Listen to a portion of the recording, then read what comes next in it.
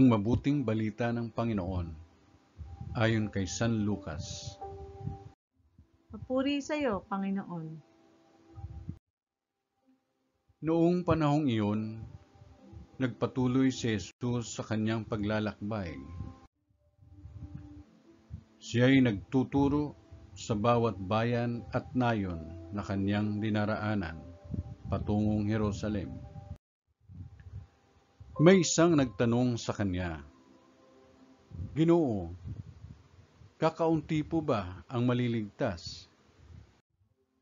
Sinabi niya, "Pagsikapan ninyong pumasok sa makipot na pintuan. Sinasabi ko sa inyo, marami ang magpipilit na pumasok, ngunit hindi makapapasok. Kapag ang pinto'y isinara na ng puno ng sambahayan, magtitiis kayong nakatayo sa labas at katok ng katok. Sasabihin ninyo, Panginoon, papasukin po ninyo kami." Sasagutin niya kayo, "Hindi ko alam kung taga saan kayo." At sasabihin ninyo, "Kumain po kami at uminom na kasalo ninyo, at nagturo pa kayo sa mga lansangang namin." Sasabihin naman ng Panginoon, "Hindi ko alam kung taga saan kayo.